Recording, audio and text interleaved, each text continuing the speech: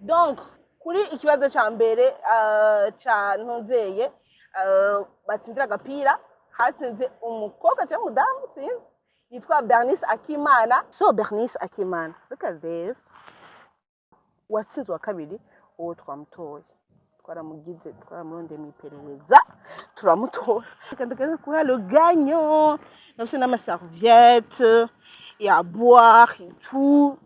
Donc je ndita abafana bandi, I mean abantu bakomanta bagakina amajeu. Reka rero tugende kumuraba, yitwa Maika. Hello. Ni grand mangeur uri namubona ari mu marika bavuga ngo ikango akazu gato niko ajya ubwatsi bwinshi. Voilà, la preuve vivante. Muti rero muti birakunda cyangwa nibikunda yuko ushobora kuguma uri umugenzi n'umu ex wawe, c'est-à-dire mwarahebanye kandi mwarakundanye bya bapana bimwe byango aventure d'un soir. No, umu ex no kuvuga umuntu nyene twaramenye ko mwaye mukundana. Ciao. Oh yeah, bro. T'avais shy dans ce qui passe ça, bro. I mean, tu ma relation cordiale, mais tout est comme Kanya. Ego, amabilité. Ego. Mon gars, il était au programme. Votre putain d'année. Tu fais un café. Libasa. Hari abantu nzi byageze kuri ka kana ngo guhebana gusa. La fille yaratwaye inda umutipe aramwihakana. Amwihakanye nyene biraba ingira vayo la va pas s'attarder sur ça. Ana bakobwa yuko muri abagenzi mwanko umuhungu kurusha ngira no bakundana kamuvuga ati arashisha gute yakuyakanye na hewe la ndakubwiye yuko mu nyuma twasanze base kuvugana ga wait a moment ubyesumo ko muratuka amwihakanye amubwiye amajambo genre ntayo no suramwe Jevre narabatijwe ndumukirisu yaramubwiye amajambo mabi hamuvuga ati wow uno muntu twakundana.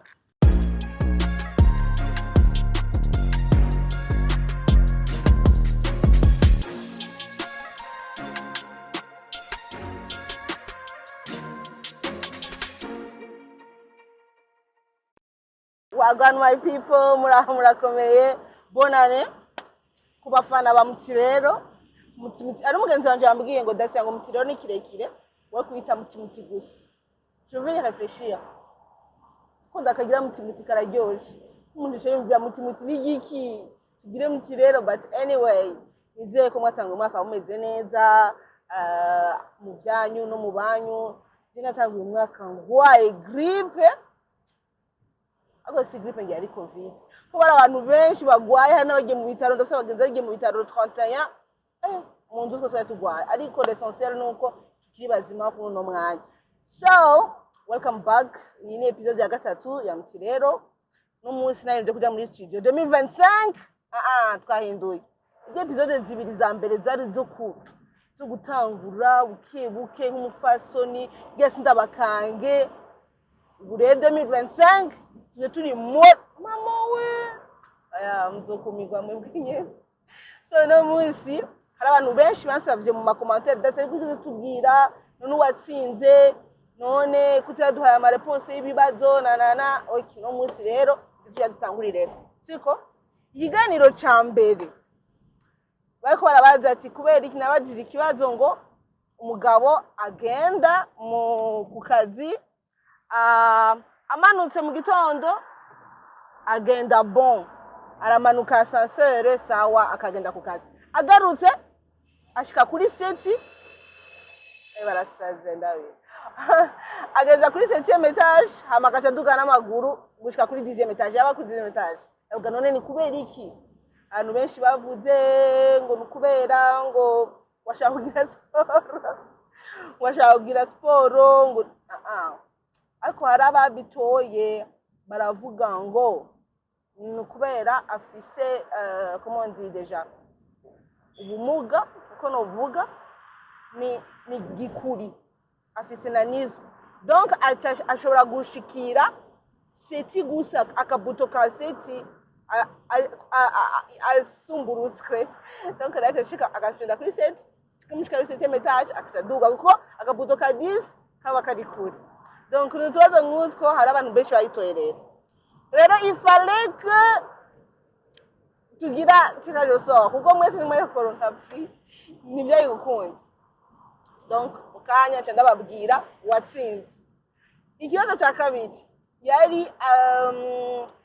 yari ikintu kitavuga akucamo gikurikira kandi mwaba muri kumwe gutyo onye cwe ahantu banditse ngo imana abanditse c'est trop mignon mais c'était pas ça la réponse abantu benshi babitoye aussi c'est l'ombre igitutu ni ikintu mwaba muri kumwe nikivuga ariko mwaba mumeze gutya igitutu cyawe right so babitoye muri benshi again mais il fallait faire tirer le sort kwatsinda umwe yatsinda umwe imuntu amaprimes wa kabiri by the way wa mbere aza gutsindira iki agapira wa kabiri yatsindira iki pizza y'umuruturuzi donc kuri ikibazo cya mbere cya ntonzeye batsindira agapira hatsinze umukobwa cyangwa umudamu sinzi yitwa Bernice Akimana KM ndaza kuvyandika peut-être muri YouTube kugira bibone aze gutora agapira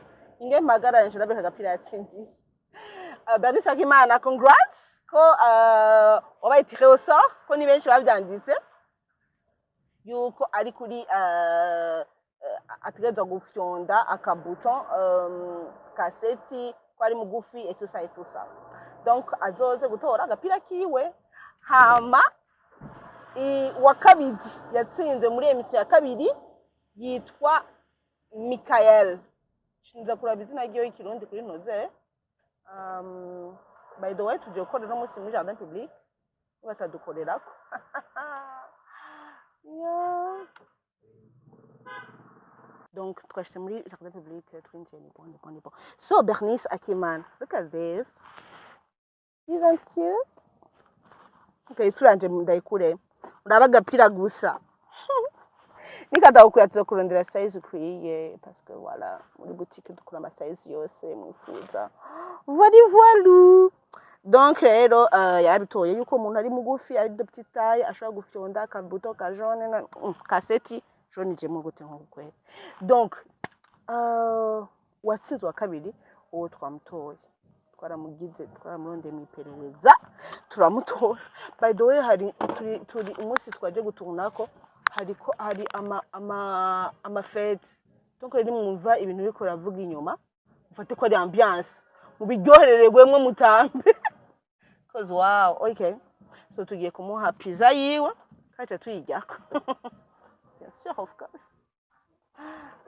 cyo tumubaza n'ibintu vyo na musi kaza babwiye suje no musi egire yo baje yo nitwo twatanga ama prix hari utotsaga suje nyine gatovye gatoya tuzobana tu discuter in box mereka tukende kugira surprise so la pizza est là ni muri street corner by the way nuko nyine ari tout blanc et sinon ni muri street corner reka kuha le gagnant donc c'est ma serviette et à boire et tout donc on dit ta abafana bandi I mean abantu bakomanta bagakina amajeu reka rero tukende kumuraba umusore w'umusonga ari shona sho yitwa Maika. Hello. Ça va? Ça va. Baza kwambike micro kwanza. Twumva ingene uvugisha abagukunda. Hello. Ni mu grand mangeur uri namubona ari mu mannequin. Bavuga ngo ikangwa akazu gato niko ajya ubwatsi bwinshi. Voilà, la preuve vivante. Merci beaucoup. Thank you. Tu travailles ici à gato tsansi. Voilà. Kanichari mandawe. Karibu. Agucyo ajya tugire ngaha anye. La table. Turaba. Jeruva, ko ndamukunda. Nkunda n'abafana banje. Nazana ibintu byo kunwa. Ko musashaka kuniga. Ufate neza abantu. Merci beaucoup. Rero kandi shaka kwirungura imwica shaka kumufasha kugira ngo nirimwice. C'est pas comme ngenda murire kuri prix yiwe, c'est juste que shaka ngo nirimwice tu. Nimuzoshavure rero ngo dasa guha ikintu ngo shaka kukijya ko. No, I mean, bandi ngaho kugira ndagufashe kukijya. Uri muri good mood, right? No, j'aime pour dire que. Oh yeah, yo. Cheers. Cheers, atenge nuguru. Cheers. Arashusha ubundi. Bujumbura. Bujumbura. Kaze serviette. Non, c'est quelle pizza non? Oh, pizza au poulet. Ndashaka kumanda abafana mu bande muvyibuha mu gituntu cyoshe. Ndumva rero ibintu byose makare yo kugira uvyibuhe inyama. Proteine. Rero mbashaka ariko les protéines. Oh, merci. Voilà. Thank you very much. Je ntora kamwe gusa vraiment ko kumuherekeza. Kujya ko bashitse gumujya kanyama ngo bagiye bagutumye ahantu ngufungure kumujyanga. Kafiye kanyama panda 15 minutes kugira amapita na akubanza tore ntivuge ngo dasi arashonje. Si tu insistes. Attends, comment je fais? Coupe, non, ça gari chose. Wagitinya kugikata. Bishoboka. Kutinya kugikata. Hatumenyereye. Voilà. Merci. Kananje ntarakandi kiwanje. Niko nza kujya vraiment toute l'émission. Peut-être qu'on veut d'abord.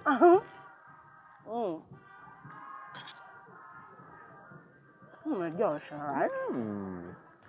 So, revenons dans le vif du sujet.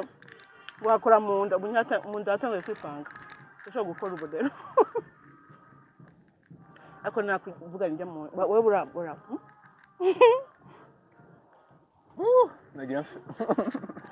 Donc voilà. Nabwiye yuko no musi apart gutanga ma prime. Ndafisa gasuje. Gatoya katabaza umutima mega kuza gutera ibibazo siko kakuza gutera ibibazo niko jaga tukavugane kuno munsi rero no munsi rero nanose n'umuntu atambwira aviwa menda rindiriye namwe amavi yanyu muri commentaire mesh muti rero muti birakunda cyane nibikunda yuko ushobora kuguma uri umugenzi n'umu ex wawe sije marahebanye kandi mwarakundanye bya bapana bimwe byango aventure d'un soir no umu ex no kuvuga umuntu nyene twaramenya yuko mwaye mukundana mwarapostanye peut-être ou pas mais mwarakundanye igihe basi bari bamuzi muhiri wanyu basi dufate gutyo hama murahebanye nyene mwanje vuga ngo yego pose ngo yaye ngo dusubire ngo basi bibi est-ce que birakunda ko mwanda mu bagenzi bikaba biri normal jaka bagenzi normal kugira umugenzi n'abandi cyane habakiri mwakantu finalement mwahebanye mutabishaka.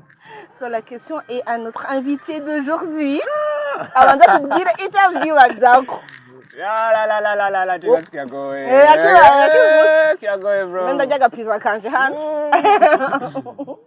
Sha. Oh yeah bro. Tabisha yaziko ni kipasa bro. I mean Tashonga ama relation cordiale nyene double twabukanya façon nyene yego amabilité yego mugabo uri taba programme What's na name tufatira ga cafe ni pasa kubera ikino like hari amariska ya hari amariska ya cyane iki ni les inconvénients mu bandanje muri abagenzi nezi heno hari iseye ngo bagira ati babati yuko aho kaci yaje kwa yego yego tutusundi umuntu mushasha batendura ya ni bipasa surtout ça programme no ex wawe savuga moi je trouve yuko ni kuri hari abantu genze ariko bagumira abagenzi ngo ndavuga biri so bizarre parce que hello like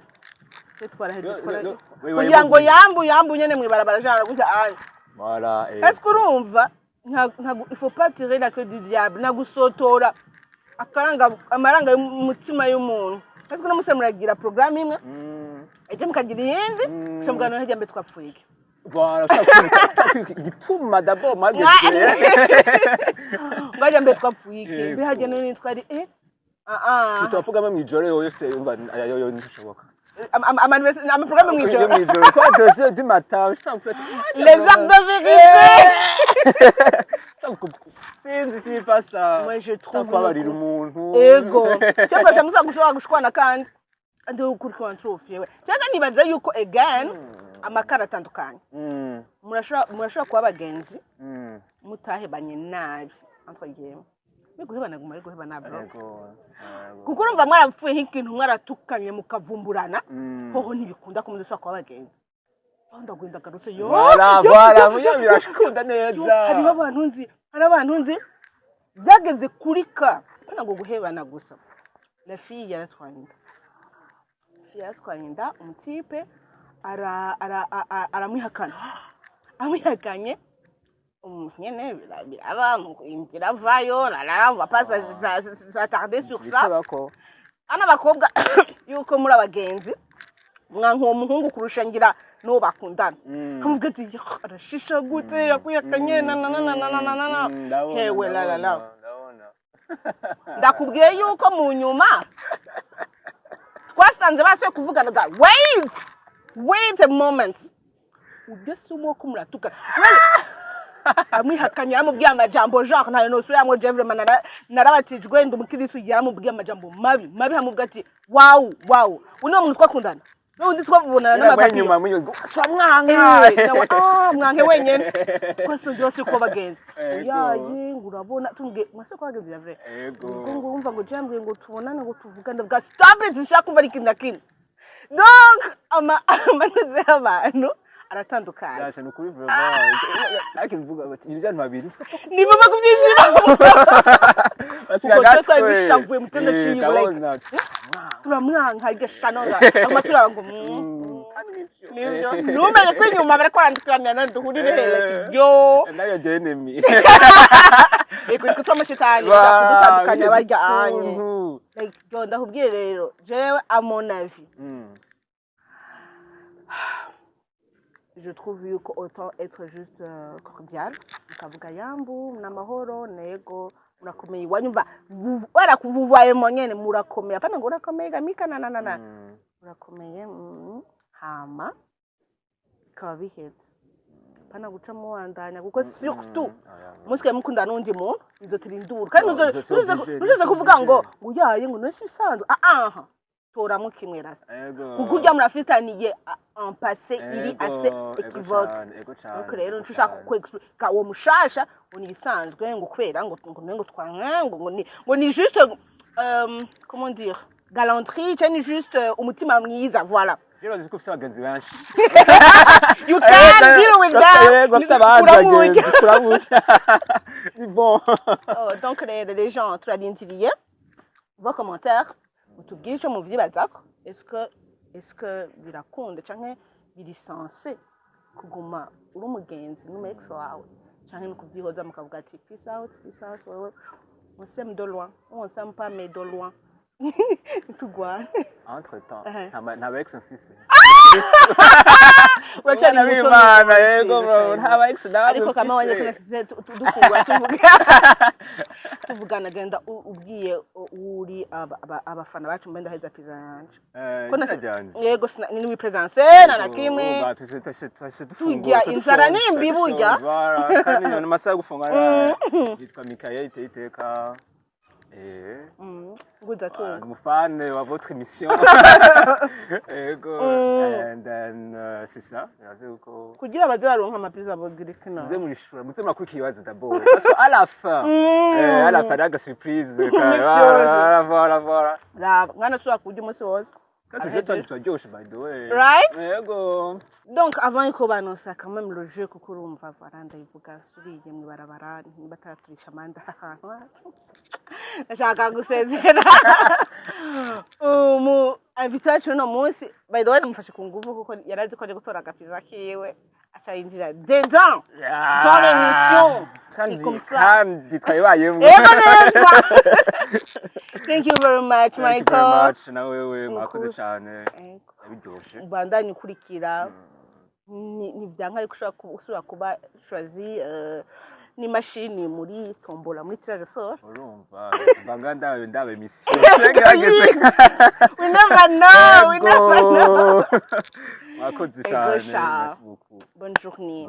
So les gens, restez ici, on va encore jouer. Let's go. Donc le jeu. Quand tu me dis que français, je crois que moi je suis traduire en kirundi. Mais bon après il y a vraiment que monsieur mu kirundi mais il avance. Il est mu kirimi cy'Ubujumbura. Ikirimi cy'Ubujumbura est la langue de Bujumbura iravanze igifaransa n'inkoze. Donc nganda babwire la question mu gifaransa. Abantu bumva igifaransa rero nibaza kwitahura. I'm so sorry. Ku anglophone, ku bakirundiphone. Ndaza kwihindura t'inquiète. OK. La question est la suivante. Quelle est la chanson qui a permis à Burna Boy Mramod de gagner un Grammy Award? Quelle est la chanson qui a permis à Burna Boy de gagner un Grammy Award? Mu Kirundi ni iyihe ndirimbo yatumye Burna Boy atsindira Grammy Award? Abantu baraba Grammy Award, abantu bazi Burna Boy avo clavier mushobora kuyitsinda muri benshi, hazoca haba tirage au sort, uzotsinda azoca ronka prix. Mushaka prix azoye surprise kuko nguma ndazibabwira muri hava muvuga ngo yada yashaka ngo iyo prix ni nyayo. Washaka kuvya ugasanga ndanze raf 4 dufata urashaka kuyirengagiza ugasanga hariho nk'umuntu yagize sponsor agatanga raf 4 ngo uzotsinda kuri 3e ntonzeye. Mukameraman wanje by the way aguma araba hariya nkamanda ndishaka kuraba hariya. Donc rero mu cishura muzoraba prix kabasha ya gatatu za ibisazi ko guma nduza level kandi ikintu cyane mashaka kuvuga nuko hari abantu bambaje Dacia twokorana gute kugira ngo baje baraza guhayanisha ibintu byabo muri iki kiganiro. You are welcome. Ndaza gushira nimero yanje ngaha anye munsi murabe comme ça muze muratanga ama prix hama tumenyekanishe ibintu byanyu. Umva business no kugenda.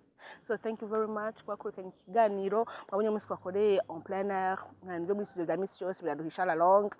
Tuzosubira kwa kabiri uza. Peace out. Siren Vibes TV.